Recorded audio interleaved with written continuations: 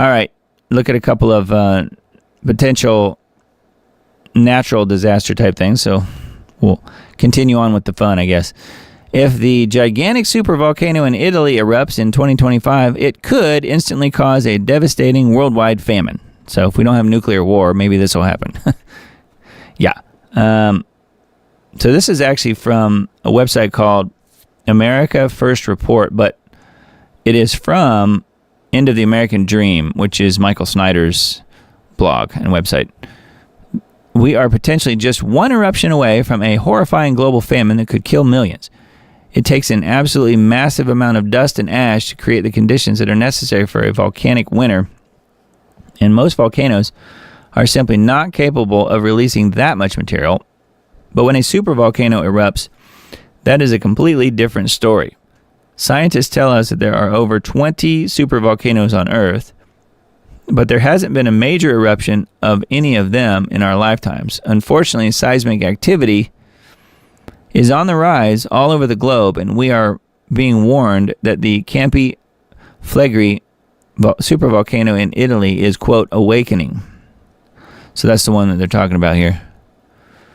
If a major eruption of the Campi Flegrei supervolcano was coming, we would expect to see a lot of earthquake activity, because earthquake activity is a sign that pressure inside the volcano is building up. So, has there been a lot of earthquake activity at the Campi Flegrei supervolcano lately? Yes, there has.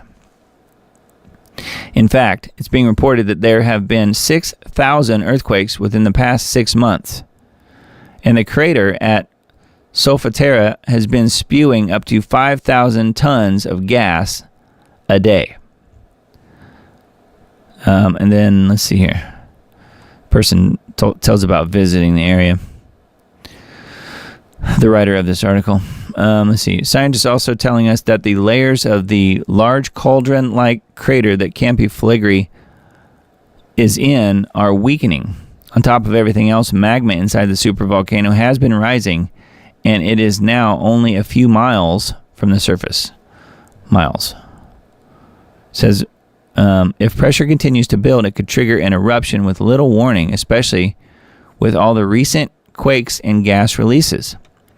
Read that last sentence again. I don't like the sound of it at all, which, talking about the pressure. If there was a full-blown eruption of the Campi Flegrei supervolcano, it wouldn't just affect Europe. Vast amounts of material would be released into the atmosphere, and we are being told that this could cause years of cooler temperatures that would threaten food supplies worldwide. Most of us have a hard time imagining what a volcanic winter would be like because we have never experienced one. But there was a volcanic winter in 536 AD. Wikipedia says that resulted in millions of people dying. So anyway, it goes on here quite a bit to this article. So, something to think about. Yeah, we already know that, but I was not aware that that particular volcano has been kind of activated a little bit, at least to some degree.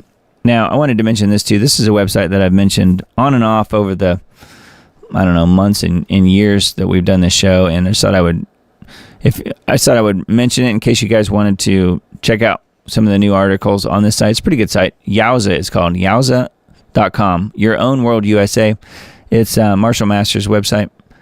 And then the main article I pulled up here was Signs 100, Nemesis Mini-Constellation Closing with Earth. Now, this is going into the whole Planet X thing. So that's what this is about, and it's all of the most recent data that they have collected on that.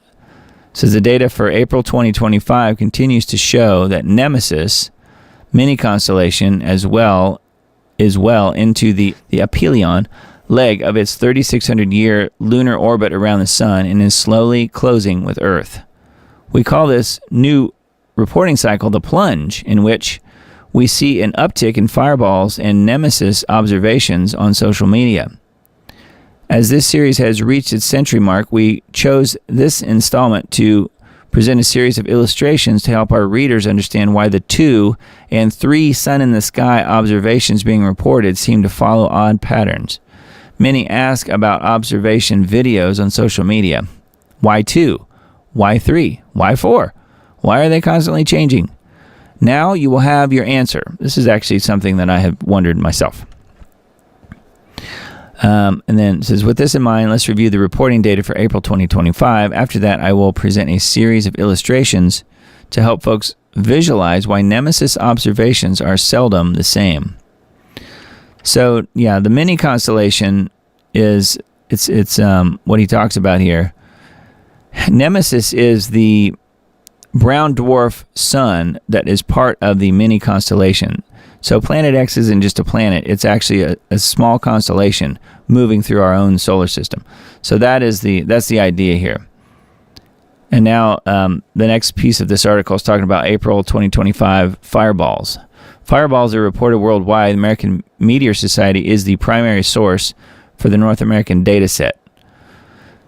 So it's talking about fireballs for April of 2025 continues the new uptick pattern and ties for first place with 2023.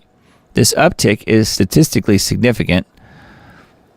It's commonplace for the multi-state and country fireballs to be reported as huge events because a huge event occurs when 100 or more eyewitness observers report it. We call them plungers because they have a steep trajectory. So a fireball comes down in at least 100 eyewitnesses, basically. While March returned to the baseline, April 2025 dropped significantly from previous years, although it is common to see these levels at this time of year. The monthly total fireballs are the most critical category in the data set, and April 2025 came in at second place for this data set.